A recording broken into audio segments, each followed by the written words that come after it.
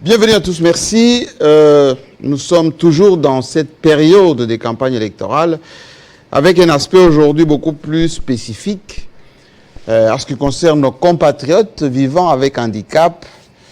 Une des innovations de Félix Tshisekedi, c'est d'avoir réservé une place à ses compatriotes. Alors, qu'est-ce qui a été fait concrètement? Quelles sont les réformes? Est-ce qu'il y a eu effectivement des choses défaites? S'il y en a eu, quoi? Combien? Et surtout, quelles sont les perspectives? Parce que innover, c'est bien, mais en sus, qu'est-ce qui va se faire pour qu'effectivement ces compatriotes retrouvent, comme dans beaucoup de pays, parce qu'ici, il y a des immeubles, on ne peut pas accéder, parce qu'il n'y a pas des aménagements, il n'y a pas d'ascenseur spécifique, il y a beaucoup de discrimination à l'emploi, etc. Mais on est en campagne, et aussi font la campagne pour Fachi, il paraît. Voilà. C'est pour ça qu'on invite aujourd'hui Madame la ministre en charge des personnes vivant avec handicap. Vous êtes exactement ministre déléguée, Irène Sambo Diatta. Bienvenue. Merci beaucoup. Très content de faire cette émission avec vous. C'est la première d'ailleurs. Hein? Oui. Ici à Kinshasa. Vous êtes avocat de carrière, membre associatif des femmes. Et puis vous êtes militante. Hein? Oui. Depuis longtemps. Comment ça va? Ça va bien. Vous êtes accompagné d'une forte délégation qu'on ne verra pas à l'écran parce qu'ils sont hors champ. J'aurais voulu qu'ils soient derrière vous, là. Merci. Comme ça, les gens allaient les voir à la maison. Exceptionnellement, c'est vous qui êtes à l'honneur parce que vous êtes la ministre. Ça vous fait quoi de venir sur Télé 50 d'abord? D'abord, je voulais vous dire merci. Parce que c'est vrai que c'est la toute première fois avec vous, mais j'ai toujours été avec Télé 50 avant même d'être ministre. Oui, je sais. J'ai eu à avoir des émissions avec Télé 50, mais c'était plus sur la réforme du secteur de sécurité et la prise en compte de la donne genre, mais également quelque chose sur la personne avec handicap, mais avec un accent sur les personnes devenues handicapées suite à la guerre. Et j'ai eu des émissions comme ça avec vous. Aujourd'hui, venir parler de la question d'innovation apportée par le président de la République dans le secteur du handicap, moi, ça me fait plaisir parce que je sais que Télé 50, c'est une des chaînes plus écoutées. Et aujourd'hui, à la fin de ces premiers quinquennats du président de la République, j'ai besoin de parler de ce que nous avons fait. Pourquoi du premier quinquennat? Ça peut être le quinquennat parce qu'il aura un deuxième. Ça selon vous, ça. C'est sûr, parce que selon vous, parce que vous êtes ministre, forcément, il va avoir un deuxième. Pas forcément, les opposants, ils ne pensent pas la même chose. Hein? Les opposants ne peuvent pas le penser, mais ils le savent. Ils savent qu'il doit faire, parce que ce qu'il a fait témoigne et plaide pour qu'il ait ses deuxièmes mandats. Donc ce n'est que normal, c'est la réalité. Vous savez que vous êtes la chouchou de Félix Tshisekedi. Moi, je vous ai vu, la première fois quand on vous a nommé au gouvernement, la photo de famille, là, et il est venu vous chercher où il vous a fait de la place et tout ça. Et à chaque fois quand vous venez au Conseil des ministres, on vous réserve toujours beaucoup d'amabilité, là. En fait, c'est par rapport à sa détermination pour l'inclusion. Et vous savez que moi, au gouvernement, je représente toutes ces catégories. Donc, avec moi, il est en train de donner un message et de montrer à la face du monde qu'il est vraiment engagé pour l'inclusion sociale des personnes avec handicap. Ou c'est pour la caméra qui fait ça? C'est sincère parce que sinon, imaginez avoir tout un département ministériel au sein du gouvernement. Ce n'est pas peu de choses. Beaucoup ne l'ont pas pensé. Mais lui, il a compris que les personnes avec handicap doivent avoir la place parmi tous les autres. C'est de cela qu'on va parler aujourd'hui. J'aimerais bien qu'on fasse connaissance avec vous, parce que les gens pensent que vous êtes seulement ministre parce que vous avez un handicap. Non, vous êtes compétente. J'ai dit tout à l'heure que vous étiez avocate. Et puis, on va voir ce que vous avez déjà fait. Et puis, je ne vais pas vous ménager du tout. N'attendez pas à ce que je sois comme le président compatissant et tout ça. Ici, c'est pas... Ici, on pose des questions et vous répondez. Je suis venue pour parler de ce que nous avons fait. Merci beaucoup. Allez, Irène et Sambo, sur Télé 50.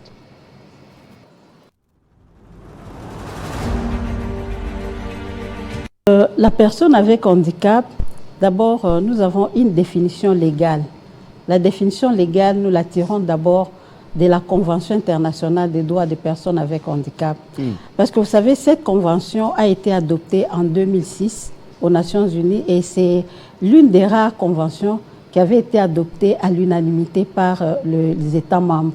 Alors, avant cette convention, il y avait beaucoup de définitions sur la personne avec handicap. C'est comme ça que vous verrez, par exemple, on parlera des concepts personnes à mobilité réduite, personnes avec handicap, personnes vivant avec handicap, tout ça.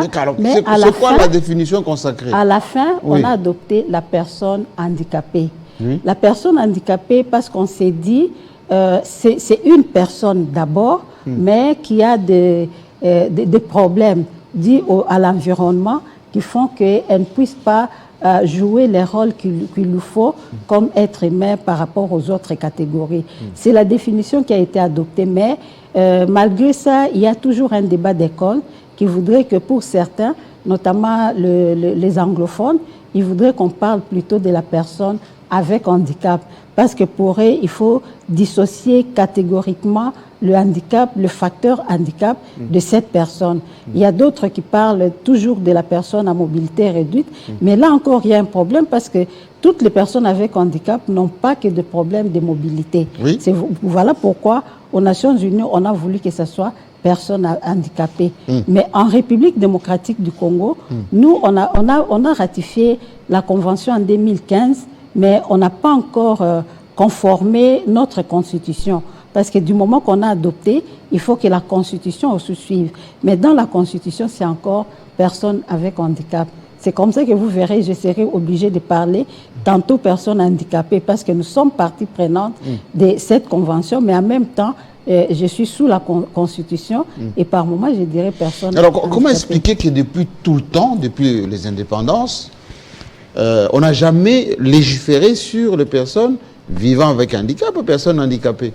On en a chez nous. Oui, c'est pas qu'on n'a pas encore légiféré, parce que c'est un problème qui s'est passé pas seulement en République démocratique du Congo, mais c'est un problème du monde. Parce que je me rappelle en 2000, alors que je venais de sortir de l'université, je me suis retrouvée... En 2000? Oui, en 2000. Il y a longtemps que vous avez été diplômée. Oui. Je suis partie à Genève, à la Commission des droits de l'homme, et là, je vais participer à des discussions sur l'élaboration de cette convention. Parce que comprenez que même aux Nations Unies, elles n'avaient pas une norme pour régir la question du handicap.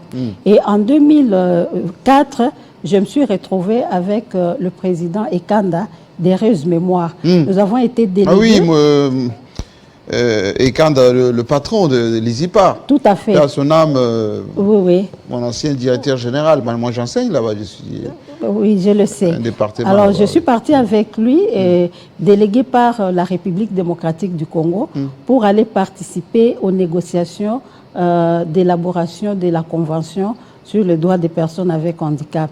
Et c'est là que nous avons compris toute la difficulté qu'il y avait d'arriver à trouver un concept universel pour définir les personnes avec handicap. Mais tout le monde s'était accordé sur la question de personnes handicapées au lieu de toute autre considération. Alors, vous êtes plutôt bien formé. Vous n'avez pas voulu vous apitoyer sur votre État, comme Ekanda d'ailleurs, qui avait créé une grande école, qui continue à être une grande école d'ailleurs. Et il était très, très motivé comme ça. Expliquez-moi pourquoi certains oublient parfois les handicaps et font la vie normalement, font des études, arrivent même à décrocher des grands diplômes, et d'autres utilisent l'handicap comme un fonds de commerce. D'abord, il y a un problème. On parle d'abord de la famille.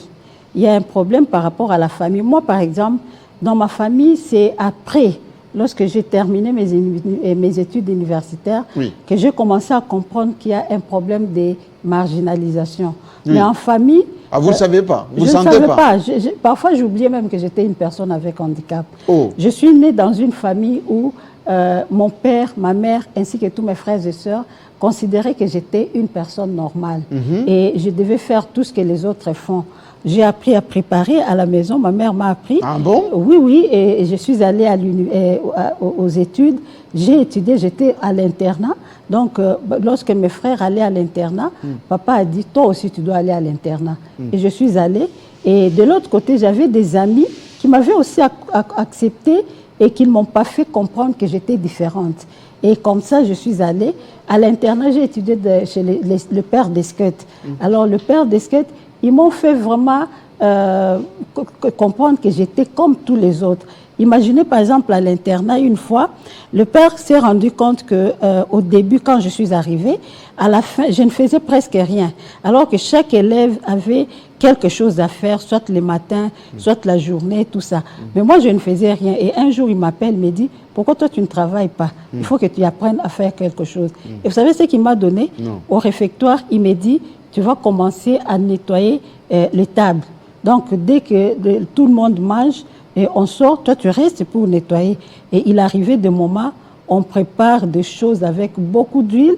Alors vous voyez, et moi je devais rester et je devais tout faire. Il m'arrivait de terminer, juste je termine et on sonne pour aller à l'étude. Et il m'a dit, tu dois faire ça. Au début, ça m'a fait des problèmes. Je me dis, mais pourquoi il n'est pas si gentil avec moi? Mais après, j'ai compris que c'était normal.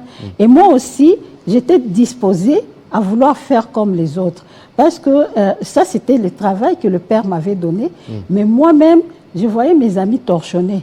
Alors, je me suis dit, mais pourquoi moi aussi, je ne torchonne pas? Alors, oui, et j'ai commencé, j'avais des amis, quand une fille torchonne, je lui dis, est-ce que je peux être avec toi? Et puis, on commence, on torchonne ensemble, et ça me faisait du bien.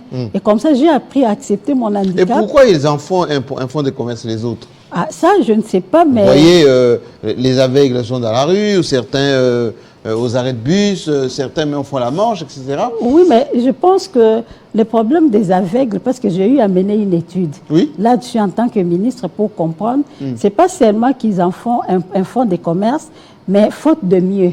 Parce que vous savez, dans ces pays, on n'a pas eu à considérer la question du handicap à sa juste valeur. Au début, c'était d'abord avant l'indépendance, à moins que je me trompe, mais il n'y avait pas vraiment des structures qui s'occupaient des personnes avec handicap. C'est lorsque Maman Mobutu Thérèse Mémoire a commencé avec ses œuvres, oui, qu'on a commencé à voir. Et après le départ de Maman Mobutu, il y a eu d'abord des problèmes, c'était la famille, c'était les affaires sociales, et finalement, ces œuvres-là se sont retrouvées pratiquement dans un état de délabrement. Et beaucoup de ces personnes aveugles étaient parmi les gens qui étudiaient dans ces écoles de la Fondation Maman Mobutu. Et aussi, il faut reconnaître qu'avec les efforts du président Ekanda et sa fédération, à l'époque, ils ont demandé à ce que les personnes avec handicap aient des facilités pour la traverser, faire des petits commerces. Exactement, au beach Ngobila. Tout à fait. Oui. Et les personnes avec handicap, parmi lesquelles les personnes aveugles, étaient parmi les gens qui faisaient ces trafics. Lorsque ces trafics ont connu des problèmes, ils n'avaient plus quoi faire. C'est comme ça qu'ils se sont déversés sur la rue. Et nous, lorsque nous sommes arrivés, et j'ai voulu comprendre les phénomènes parce que vraiment, je peux dire aujourd'hui que c'est vraiment une honte nationale. Alors, je cherchais à comprendre pourquoi on en est arrivé là et qu'est-ce qu'il fallait faire. Et croyez-moi, c'est un problème très profond. Parce que l'étude que j'ai menée, j'ai eu à travailler avec un consultant venant de la Banque mondiale qui m'a aidé à comprendre vraiment la question. Et nous sommes rendus compte que c'est tout un système qui est créé dans la rue. Mais qui a créé ces systèmes? Ces systèmes, ce sont les personnes avec handicap elles-mêmes, cherchant le moyen de survie. Et ils ont créé, c'est devenu comme un emploi. Alors, parce que je voulais comprendre et trouver une alternative.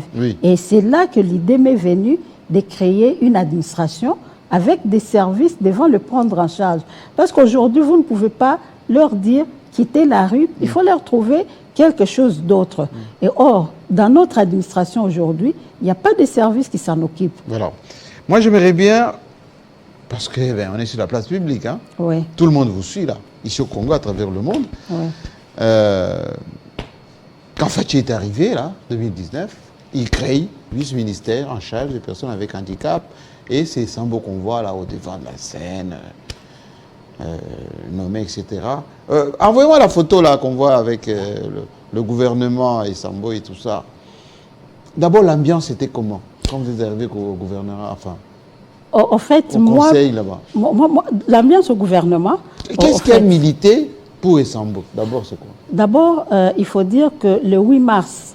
Non, non, pas cette photo-là, ça c'est au Parlement. J'aimerais bien voir avec le membre du gouvernement, comment ça se passe? Enfin, la photo du gouvernement. D'abord, tout est parti de la date du 8 mars 2019, lorsque nous sommes allés rencontrer le président de la République dans le cadre de la Journée internationale de la femme.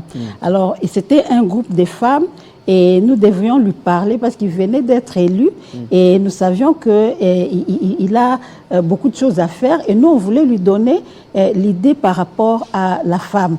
Et moi, je suis partie pour représenter la femme avec handicap. C'est comme ça que pendant les discussions, je lui ai parlé de la question des personnes avec handicap, parlant de tout ce qui s'est passé à Sun City, l'accord global inclusif, la constitution de la transition et notre constitution actuelle, ce qui avait été prévu, ce qui avait été fait et ce qui manquait, et qui devait être fait. Et à la fin... il était touché.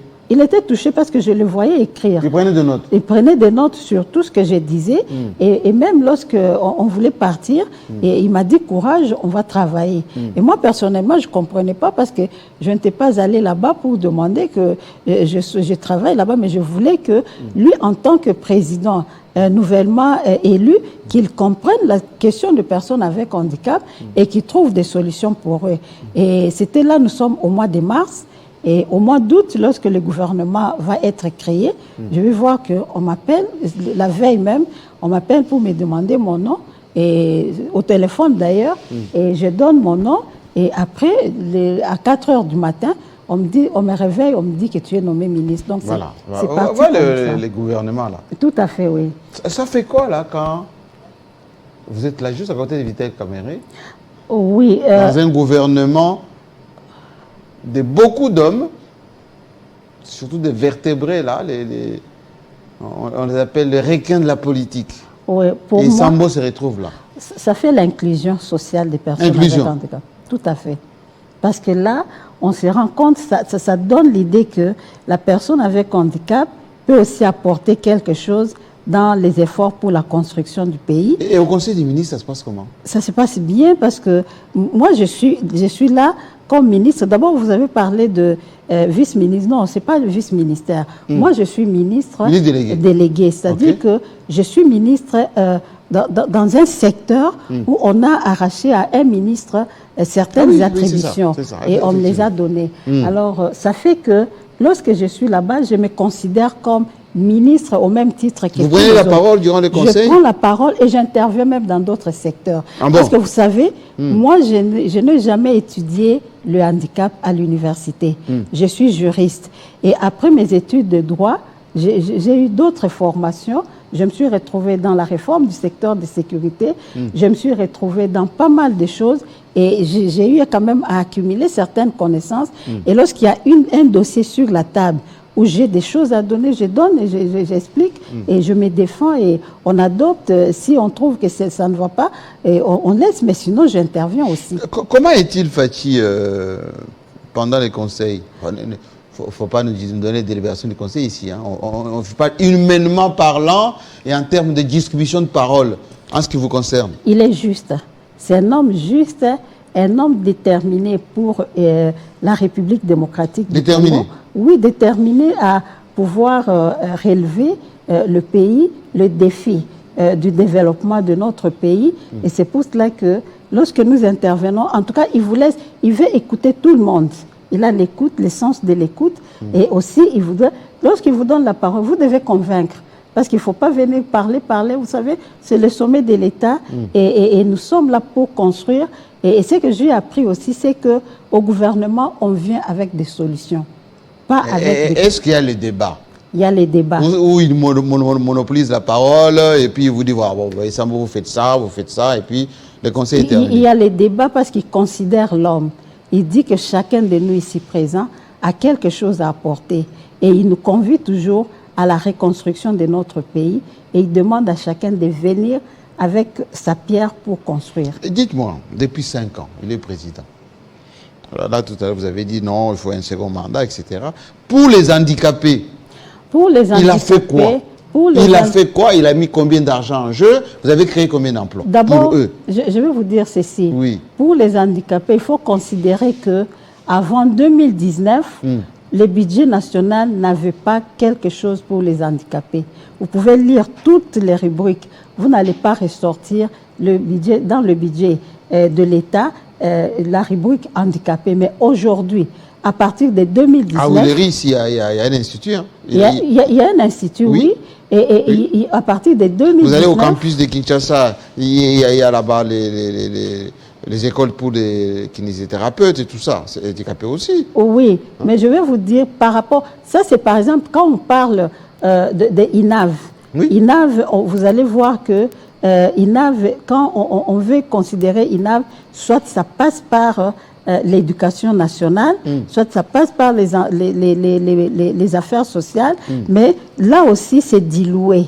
Mais aujourd'hui, oui, c'était pas spécifique. C'était pas spécifique. C'est comme ça que c'était compliqué. Même au début, moi-même, je me disais, mais pourquoi les ministres des Affaires sociales ne font rien pour les personnes avec handicap? Oui. Et je me suis rendu compte qu'ils étaient devant aussi une difficulté. Donc, ils n'avaient pas de budget spécifique. Il n'y en avait pas. Quand nous, on est venus, j'ai eu des difficultés en 2019 parce que quand on a présenté la première ébauche du gouvernement, il n'y avait pas. Et les gens du budget m'ont dit, Madame, écoutez, ici, nous, on n'a pas cette ligne-là créée. Le budget que nous sommes en train de présenter, où vous voulez, l'avant-projet de budget, et on considère les rubriques qui ont toujours été là. Alors, j'étais obligée de plaider pour qu'on crée... Mais justement, Madame la Ministre, on a 2019, 2020, 2021, 2022, 2023, 5 ans. Oui.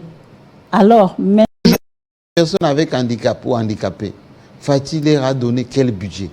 Le budget, c'est d'abord, il faut considérer qu'on a créé cette rubrique. Et quand on a créé cette rubrique, les budgets étaient faibles. Ça, je dois les reconnaître. Mais combien? Oui. D'abord, on a eu pour l'année 2000... Vos compatriotes vous écoutent, y compris ceux qui sont avec handicap. Tout à fait. Faut-il leur a donné combien en 5 ans? Faut-il leur a donné d'abord qu'ils soient reconnus dans les budgets. Quand bien même ces budgets, au regard de nos préoccupations, comme pour tous les autres secteurs, ça ne couvre pas. C'est comme ça que nous sommes obligés de tendre la main aussi aux partenaires. Parce qu'au moins, ce que nous avons aujourd'hui, je ne peux plus, mais même le travail que je fais, je ne suis plus à l'étape où je demande qu'on crée les budgets. Le budget est créé. Maintenant, le plaidoyer que je fais, c'est d'augmenter le budget. Oui, je suis bien d'accord.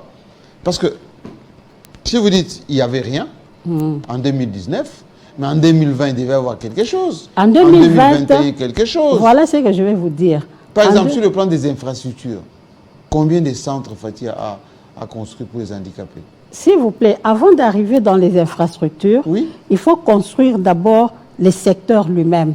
Les secteurs n'étaient pas construits parce qu'il n'y avait pas des bases même légales. Vous m'avez posé la question ici de savoir c'est qui la personne avec handicap. Et au Congo, on n'avait même pas cette définition-là et on ne savait même pas. Le jour, je disais dans l'une des émissions que j'ai tenues avant celle-ci, je disais que je n'avais rien trouvé. Il n'y avait même pas d'orientation. Vous comprenez? Il fallait commencer par donner une orientation au secteur. D'accord. Parce que je vous dis, tout à fait. On est d'accord. Tout à fait. J'arrive et je donne l'orientation, c'est-à-dire quoi? Il faut une loi. Vous avez posé la question de savoir pourquoi ce secteur n'a jamais été réglementé. Et au Congo, j'ai commencé par vouloir assez qu'on réglemente cette question. Parce que vous savez, la personne avec handicap, ou les domaines du handicap, c'est un domaine très vaste. Il faut considérer le handicap dans sa globalité et dans sa totalité. Et surtout que ces personnes, vous voyez, ils n'ont pas le même problème et la même solution à apporter à ces problèmes.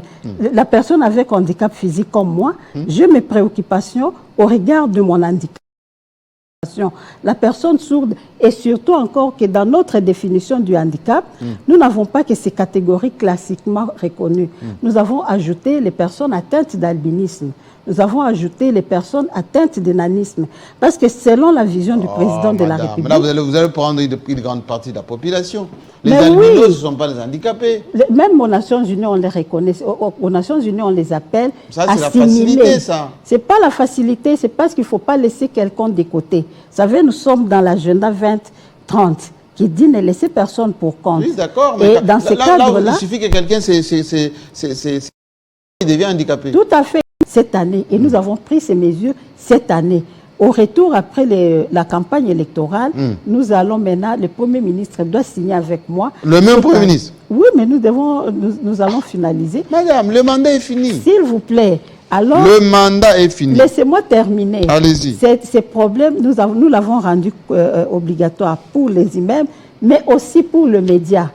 Préparez-vous à avoir des interprètes en langue des signes, même ici, parce que les personnes sourdes ont besoin aussi de suivre les informations.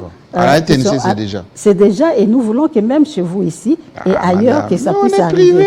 Le Premier ministre ne donne pas les budgets vous m'avez posé une question de dire comment vous allez faire si vous n'avez pas de moyens. Oui. Nous y avons pensé, parce que nous nous sommes dit, une chose est de vouloir que ce soit obligatoire, mais une chose est d'accompagner cette mesure pour la rendre aussi exécutoire.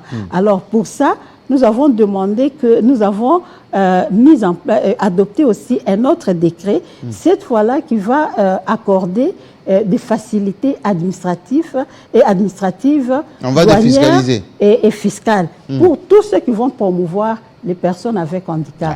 Et surtout si vous êtes dans le secteur privé et que vous faites la promotion des personnes avec handicap, l'État congolais en retour... Si moi j'embauche un handicapé, on m'enlève quelque chose? Pas seulement embaucher un seul, mais nous avons aussi une autre mesure par rapport à la participation. Nous avons voulu que, parce que vous savez, si on a commencé à parler de tout ça, c'est aussi parce que je suis au gouvernement, ma présence, et c'est ça l'ingéniosité du président de la République. Il a été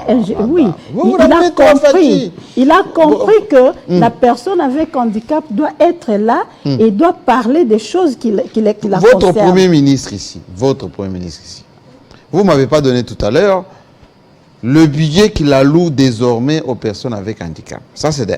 De 2, dans les 145 territoires. Attendez que je pose ma question. Vous savez, les gens me suivent. Hein? Voilà, regardez comment vous êtes. Là, vous êtes avec votre Premier ministre, le porte-parole du gouvernement. Ça fait beau. Mais les 145 territoires, là, vous êtes en train de construire des écoles, des centres de santé, etc.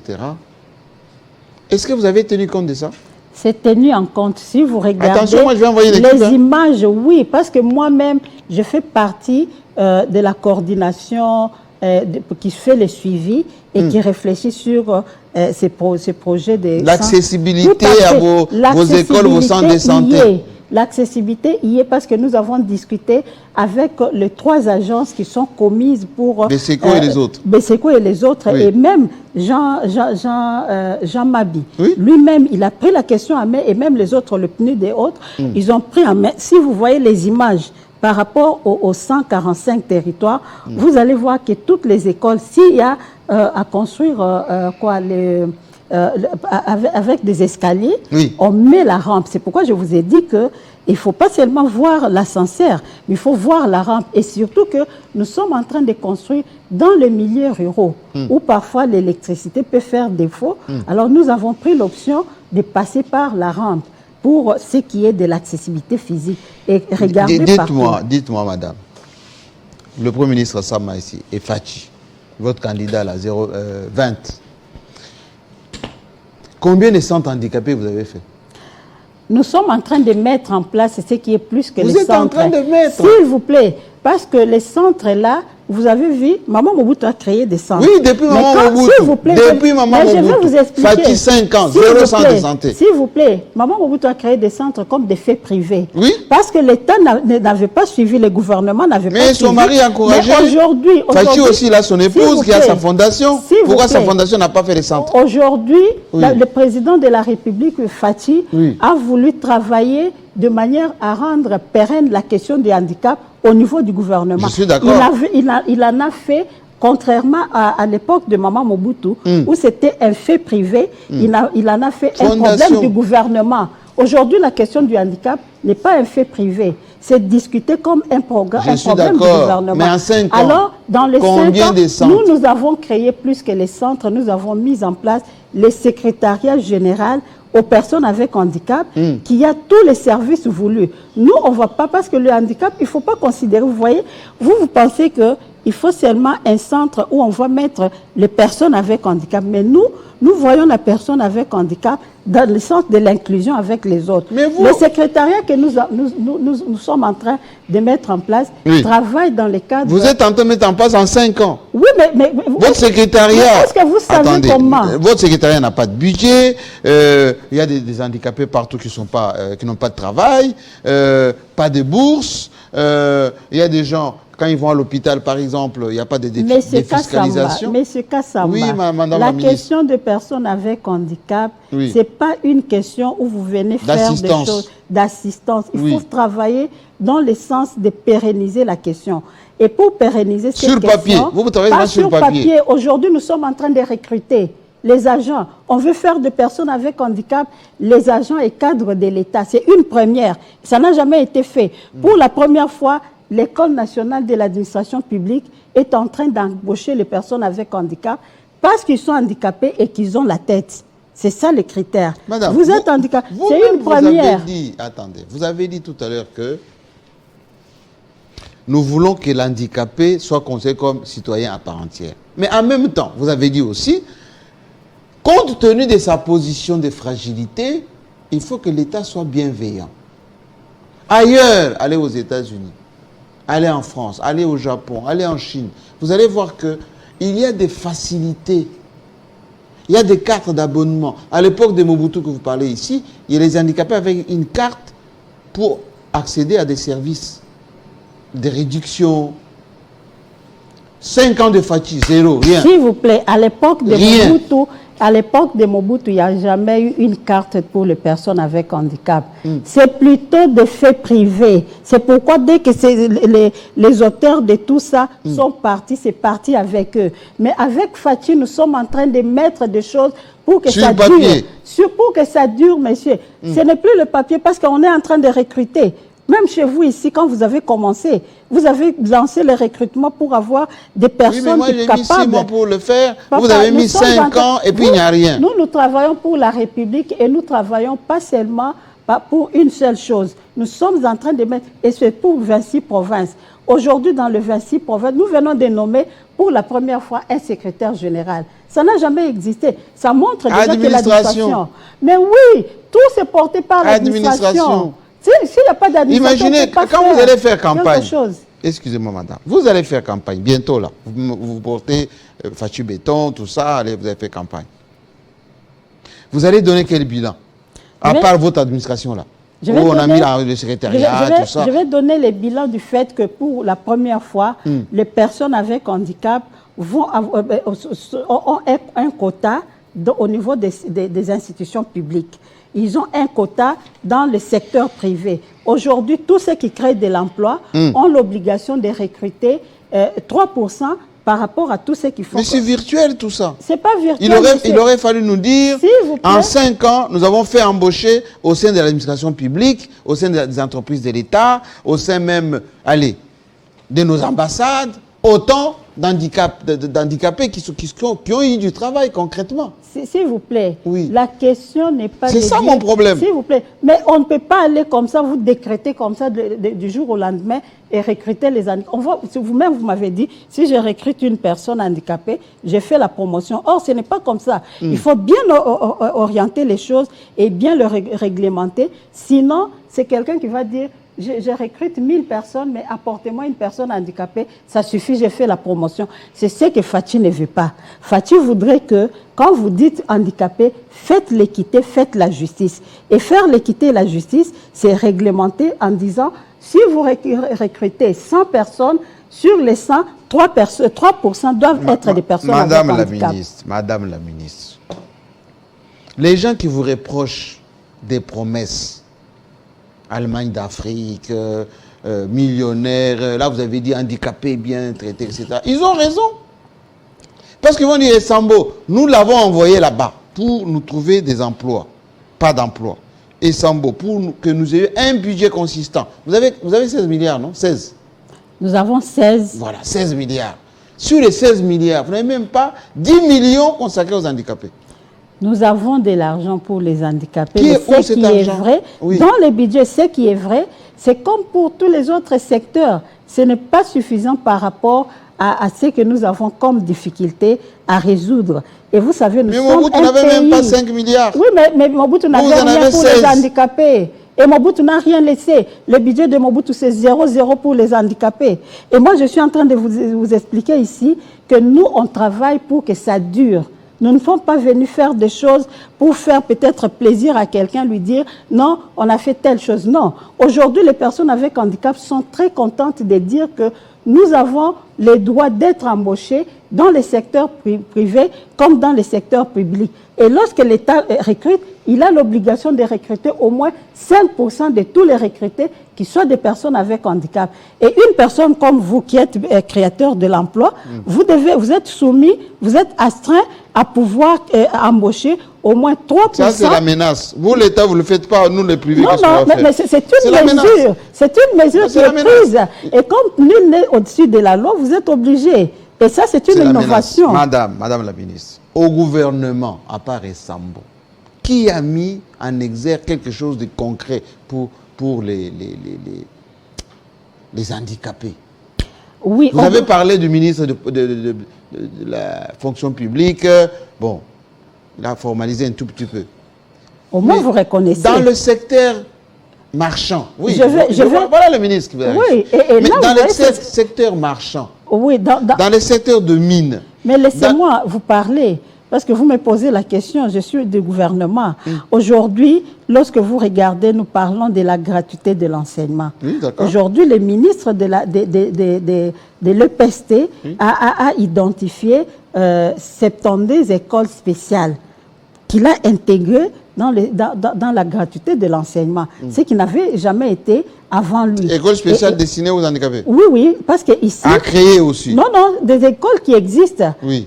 Qui ont eu des budgets ou pas? Et il les a intégrées. Quand vous êtes dans la gratuité, c'est-à-dire, on doit prendre en compte les fonctionnaires qui sont avec vous, les enseignants et autres. Et lui, il est venu, c'est une question. Et là aussi, vous devez reconnaître que le président a bien fait d'avoir cette innovation. De quoi? Sur la personne avec handicap. Pour la toute première fois, la question de personnes avec handicap se discute et fait objet de débats politiques au niveau du gouvernement. Le ministre de l'EPST est venu avec la question sur la table par rapport à Mais vous aimez toujours poser des problèmes d'une manière, allez, on va dire, académique, livresque, des débats. Vous aimez beaucoup de débats au gouvernement. Vous devez créer beaucoup d'agences. Vous savez, chez le président, à la présidence, quand on vous dit et au niveau du gouvernement, vous avez créé des agences, mais pas de budget. Ces gens-là, vous les créez. Vous ne leur donnez pas des moyens de fonctionnement. Je parle ici de ce qui est fait dans le secteur du handicap. Oui. Et je vous dis que ces écoles spécialisées sont sur l'ensemble. Ils ont eu combien de budget? Il faut interroger le budget de la gratuité de l'enseignement. Vous allez voir. Vous savez que là aussi, il y a à boire à manger. Hein. Vous mettez des enfants, le frais de fonctionnement, vous donnez $250, $300 pour faire fonctionner. Mais au moins des milliers d'enfants qui étaient en dehors du circuit scolaire sont aujourd'hui scolarisés. Ça fait du bien. Moi, j'ai vu des enfants qui pleuraient, qui disaient non, mais pourquoi les autres vont à l'école, mais nous, on n'étudie pas. Mais aujourd'hui, ils sont tous contents parce qu'ils disent, au moins, nous reconnaissons, nous allons tous à l'école comme les autres. Vous savez, quand vous commencez quelque chose, c'est pas que vous commencez aujourd'hui et tout devient rose. Non, on commence quelque part et petit à petit, on va en améliorant.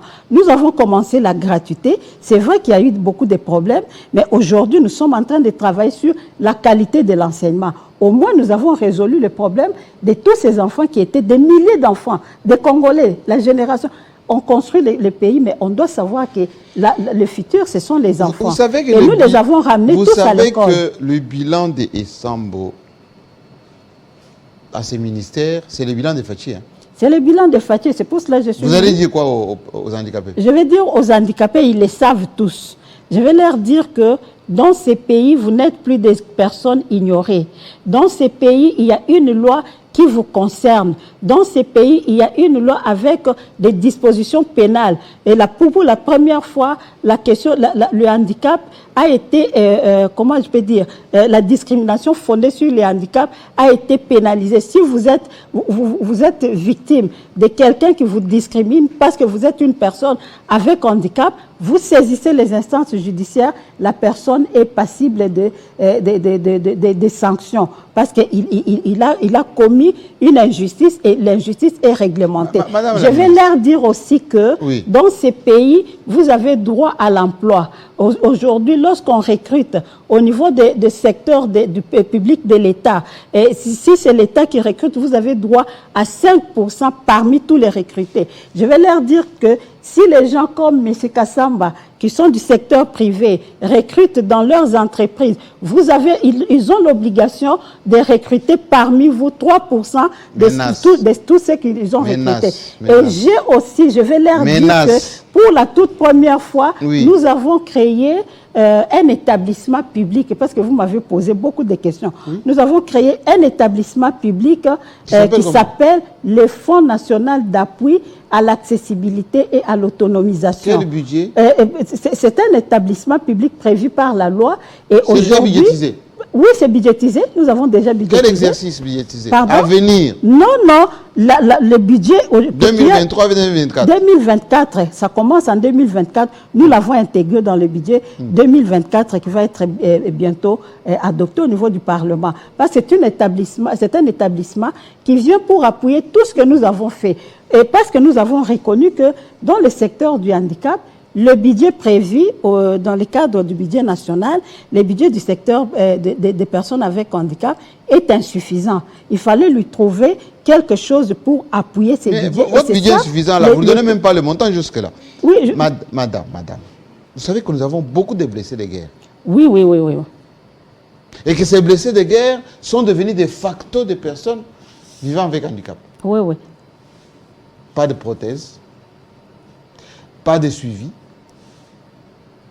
On ne sait même pas, ces militaires, ces blessés de guerre, ils vont aller chez qui? On voit certains dans la rue ici. Attendez, et ils nous suivent là. Est-ce qu'il faut aller au ministère de la Défense? Est-ce qu'il faut aller au ministère d'Anciens Combattants? Est-ce qu'il faut venir chez vous?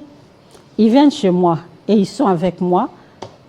C'est ce que vous devez savoir. Dès demain, ils seront chez vous. Alors, ils viennent. Ce n'est pas qu'ils vont venir demain. Je suis avec eux. C'est pour cela que je suis à l'aise de parler de problèmes qui les concernent. Ces blessés de guerre, ce sont des héros vivants. Il faut les considérer comme ça. À qui vous ne donnez rien? Aujourd'hui, votre gouvernement. Fatih est venu. On a créé toute une médaille pour eux. Une médaille qui sera accompagnée d'autres avantages. Ça s'appelle médaille de vaillance pour la patrie. Nous sommes affectés par le conflit armé, ça fait des dizaines d'années. Et ces personnes n'ont jamais été reconnues, aucune reconnaissance par la nation. La nation ne les a jamais reconnues. Mais aujourd'hui, il y a un monument là-bas. Aujourd'hui, c'est des anciens combattants, ce n'est pas exclusivement pour les personnes devenues handicapées de guerre. Il y a tout un bureau là-bas? Oui, un bureau, ça existe, mais la nation tout entière. C'est le ministère de la Défense qui doit faire ce travail. La nation, vous savez ce que c'est que vivre avec un handicap? Et surtout ces gens-là qui ont 2 expériences de vie. Moi qui vous parle ici, je ne sais pas comment on vit. Mais vous avez 16 milliards, mais madame. s'il vous plaît, M. Kassamba, vous parlez de plusieurs choses à la fois. Je réponds sur la question de handicapés de guerre. Ces personnes-là, ce sont des personnes qui ont vécu en étant comme vous, sans handicap. Et demain, parce qu'ils sont allés défendre l'intégrité territoriale, ils deviennent handicapés avec une autre expérience de vie. Et ces personnes-là, vous pensez que la nation ne peut pas leur reconnaître quelque chose. Et c'est ça ce que Fatih a fait, parce que Fatih, étant un homme épris d'humanisme, il a compris que ces personnes, la nation tout entière leur doit quelque chose. La médaille là? La médaille d'abord, ça soulage. Le jour où on a voté cette médaille-là au Parlement, il fallait voir combien sont venus me féliciter. Ils sont venus me dire, au moins cette fois-ci, nous comprenons que notre engagement n'a pas été vain. Et donc, qui va manger la médaille? Maintenant, la médaille est accompagnée, l'octroi de médaille est accompagné de certains avantages. Et parmi ces avantages, il y a la réorientation professionnels. Ce n'est pas parce qu'ils sont devenus handicapés suite à cet engagement-là que la tête aussi est devenue handicapée. Non, ils ont la tête, ils peuvent faire autre chose. Et nous avons prévu qu'au même moment que la nation leur reconnaît cette vaillance, nous aussi, au niveau du gouvernement, on doit travailler pour la réorientation de ces personnes. Et avec le ministère de la Défense, on est en train maintenant de les identifier. Parce qu'il faut les reconnaître et comme ça, on va organiser comment leur octroyer cette médaille. Et c'est la première fois et c'est avec Fachi. Dites-moi, vous êtes en campagne, non? Je suis en campagne. Quelles sont 5 raisons qui vont pousser les handicapés à voter Fachi? Ne revenez pas sur la loi. Hein? Tout à fait. Ne revenez pas sur la loi. Tout à fait. Vous avez maintenant un statut, tout ça, ou la médaille là. Quelles sont les 5 bonnes raisons? Les 5 bonnes raisons, la toute première raison, c'est de dire que Fachi a reconnu en la personne avec handicap, lui a reconnu la valeur humaine, lui a reconnu les capacités, a reconnu les capacités de cette personne. Aujourd'hui, ces personnes avec handicap sont représentées au plus haut sommet de notre gouvernement. Ça, c'est vous, ça. Et ça, là, vous faites votre propre publicité. Moi, quand vous me voyez, moi, je suis la représentante de tout ce monde-là. Il fallait être avec moi le jour de ma nomination. J'ai vu des gens qui sont venus. Vous avez créé un symbole, mais ça c'est tombé. L'enthousiasme est tombé parce qu'il n'y a pas eu quelque chose de significatif en 5 ans. Je vais vous expliquer. J'ai vu des jeunes filles avec handicap qui étudiaient, qui sont venues au cabinet me voir. Et j'étais là, et j'ai vu une qui me regardait très fixement, et je lui ai posé la question, pourquoi vous me regardez ainsi? Et elle me dit, je peux espérer. Devenir quelqu'un dans la vie. Et moi, je lui ai dit, pourquoi vous pouvez espérer? Et elle me dit, je ne pouvais pas imaginer qu'une personne avec handicap pouvait siéger aux côtés du Premier ministre et du président de la République. Il y a un président américain qui est handicapé. Vous voyez? Non, c'est pour vous dire, nous ne sommes pas aux États-Unis. Et vous savez que même les Américains, l'année passée, ils m'ont invité aux États-Unis parce que eux et moi, ils reconnaissent que Fachi a innové et Fachi est parmi les premiers présidents au niveau africain. Et vous voulez être député aussi, pour raconter ça. Pardon? Vous êtes député aussi. Pardon? Vous êtes candidat député. Hein, je suis candidat député parce qu'il y a des choses que nous devons encore continuer à travailler. Et je voudrais travailler sur ça. Il y a des choses. Aujourd'hui, nous avons la loi organique, nous avons la loi sur la vaillance, mais il y a encore beaucoup d'autres choses à faire parce que c'est un domaine vaste, le domaine du handicap. C'est un domaine vaste. Et il n'y a pas que le handicap. Moi, je n'ai jamais étudié les handicaps à l'université. Dites-moi, madame, l'avocate, parce que vous êtes ministre. Mais je le suis. Ça me reste jusqu'à la mort. Je suis d'accord avec vous. Est-ce que vous pouvez nous enlever, votre gouvernement, les aveugles qu'on voit dans les rues, les personnes qui sont avec handicap avec le vélo, qui quelquefois même agressent les citoyens, etc., en leur octroyant des budgets dans vos 16 milliards. Le secteur du handicap est budgétisé, mais seulement il ne faut pas croire qu'on va aller, et c'est là que même les Nations Unies ne veulent pas. Il ne faut pas penser qu'on va commencer à donner à chaque handicapé comme ça. Non, on doit faire des choses pour l'autonomiser. Et c'est pourquoi la République démocratique du Congo a innové en créant tout un établissement public. Je voulais vous expliquer, mais vous m'avez coupé la parole. Ça s'appelle Fonds national d'appui à l'autonomisation et à l'accessibilité des personnes avec handicap. Beaucoup de ceux que vous voyez sur la rue, ils ont des projets. Les personnes avec handicap ont une grande créativité. Ils ont des projets, mais pour être financés par qui? Même les banques leur refusent les financements. Ils disent quand on va leur donner des crédits, ce n'est pas évident qu'ils vont venir rembourser. Et nous avons réfléchi, si les banques ne peuvent pas leur donner, mais les gouvernements peuvent faire quelque chose. Nous, on a connu ici les Pongolov, les Vadjo Mambenga, etc. C'était des gens de talent qui avaient une certaine autonomie, enfin, même le Star System. Pourquoi vous ne encouragez pas les gens à faire un métier qui leur donne, on va dire, une vie normale? Mais l'emploi, c'est pour cela que nous avons mis en place tous ces systèmes-là. C'est-à-dire d'abord l'autonomisation. On peut autonomiser par l'emploi, par le travail, mais aussi par l'entrepreneuriat. Et l'établissement dont je parle, c'est pour l'autonomisation. C'est-à-dire que nous voulons avoir des entrepreneurs, des personnes avec handicap. Dans ces pays, je vous ai dit, les personnes avec handicap n'ont pas accès au financement. Mais avec cet établissement public, ils vont avoir l'accès au financement. Ils vont être accompagnés. Le problème, c'est que aussi même tous ceux-là qui font des petites choses pour les personnes avec handicap, aucun accompagnement. C'est comme ça qu'aujourd'hui, vous allez voir, on vous donne quelque chose, ils commencent à faire peut-être un petit commerce. Demain, vous venez, il n'a plus rien parce qu'il n'y a pas d'accompagnement. Et c'est pour vous dire que la question du handicap, pour avoir des solutions, il faut une analyse des fonds. Ce n'est pas des choses où vous venez superficiellement, vous mettez en place et puis vous on veut terminer avec une question. Hein. Oui. Capitale. Kadima, président de la CENI, a écrit il y a 3 jours au président candidat pour avoir des avions, des hélicoptères, etc. Les Congo vous écoutent. Hein. Le 20 décembre, il y aura élection. Il y aura élection. Attention, l'émission est en direct. Tout à fait. On va couper cette partie, on va mettre sur TikTok. Il y aura si le 20, il n'y a rien. Il y aura élection. Il y aura élection et nous sommes des légalistes. Nous voulons respecter la loi, nous voulons respecter la Constitution. La loi a dit que nous devons organiser les élections dans un délai quelconque. Et ce délai-là, c'est le 20 décembre. Et nous allons respecter les délais. Déjà hier, il y a eu des bulletins qui sont en train d'arriver. Madame, s'il n'y a pas élection le 20, et vous, et votre gouvernement, et votre candidat, notre candidat va être élu et nous avons besoin de ces élections. Le peuple va vous demander les comptes, le 20.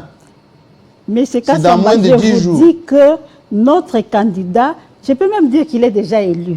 Parce que partout il passe. Là, c'est la tricherie. Vous avez vu il est déjà élu. Vous avez vu Katumbi, il vous a traité de menteur. Je ne l'ai pas vu, je ne connais même pas ce qui se passe. Il a fait raz-de-marée. Je ne connais pas ce qui se passe. Et il a dit... Les gens qui promettent là, ils promettent. Mais on va les balayer parce que le 20... Nous, on ne promet pas. Nous défendons un bilan. Mais c'est lui qui vient avec des choses qui nous dit comme ça en imaginant. Mais nous, ce n'est pas de l'imagination. Nous disons, voilà ce que nous avons fait et voilà ce que nous voulons faire. Nous sommes en train de défendre un bilan. Nous ne sommes pas dans le rêve. Rendez-vous le 20. Merci. Rendez-vous le 20. Voilà. On a pris rendez-vous le 20.